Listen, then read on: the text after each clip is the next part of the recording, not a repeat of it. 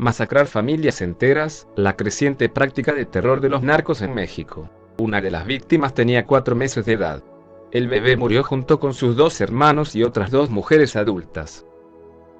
La masacre ocurrió el 15 de julio en Ciudad Victoria, Tamaulipas, en el noreste de México. La Fiscalía General del Estado dice que fueron asesinados por una banda de narcotráfico. Pero lo que encendió las alertas es que se trató de la tercera de una serie de 6 matanzas similares, ocurridas durante julio en distintas partes del país. Algo inusual incluso para un país donde desde hace una década existe una intensa guerra contra las drogas. En todos los casos los agresores fueron vinculados a bandas de delincuencia organizada. Y la forma como se cometieron los crímenes fue brutal, según las autoridades. Masacrar a familias enteras es una estrategia creciente de carteles de narcotráfico en su lucha por controlar zonas de tráfico. Especialistas creen que es una táctica para amedrentar a grupos rivales, pero también para controlar a las comunidades en los territorios donde operan. El terror como estrategia les resulta útil, le explica BBC Mundo el analista de seguridad Alejandro Ope. Los actos de brutalidad extrema, entre ellos eliminar familias enteras, tienen una lógica, dice. Infunden terror en los rivales, se intimida a la población civil, se genera pánico en las autoridades. Hasta hace unas décadas una regla respetada entre narcotraficantes era no involucrar a familias en las disputas con sus rivales. Pero después de que en 2006 el expresidente Felipe Calderón empezó la guerra contra los carteles, la situación cambió. Martín Barrón, investigador del Instituto Nacional de Ciencias Penales, INACIPE, dice que en los últimos años se crearon 3 escenarios. Los ataques de delincuentes contra delincuentes en la disputa por rutas de tráfico y territorios. Agresiones de bandas contra autoridades para evitar su persecución. Y los ataques de delincuentes contra la población civil, algo que se ha presentado con más frecuencia. Pero determinar la categoría de las masacres recientes necesita estudios victimológicos que en México no se realizan, explica el investigador.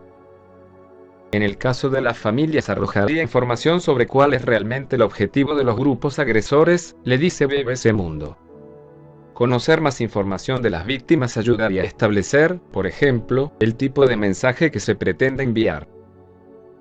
La intención puede ser generar miedo en las familias que estén dentro o vinculadas a las organizaciones delictivas y que hayan cometido algún tipo de situación anómala.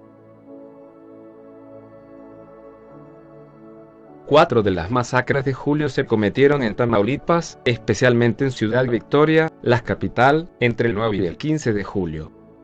Otras 2 fueron en Oaxaca, en el sur del país.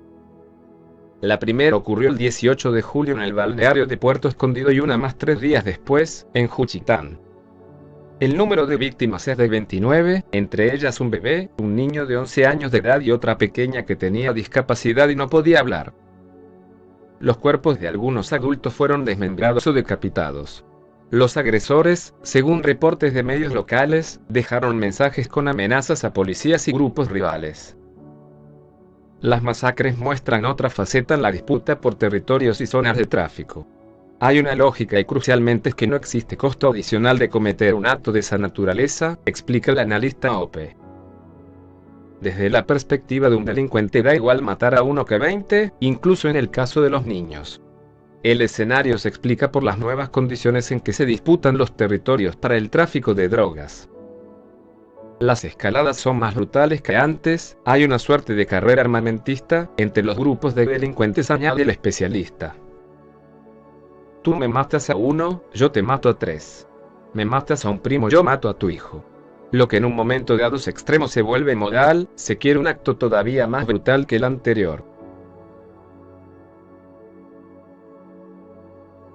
Los ejemplos son claros en Tamaulipas, donde según los especialistas existe desde hace tiempo una cruenta batalla entre fracciones de los carteles del Golfo y los Zetas. A eso se suma la llegada de nuevos participantes, como el cartel Jalisco Nueva Generación, CJNG. Cada uno aparece con su propio sello, generalmente una acción cruel para intimidar a los rivales. Llega un grupo que genera más violencia de la que se venía presentando y eso es un mensaje de posicionamiento, explica el investigador Martín Barrón. Entonces debemos analizar qué grupos o subgrupos han aparecido en Tamaulipas. En el caso de Oaxaca, hasta el momento no están claros los responsables de las agresiones. La Fiscalía General del Estado investiga como un posible móvil amenazas o actividades ilícitas de algunos miembros de las familias masacradas.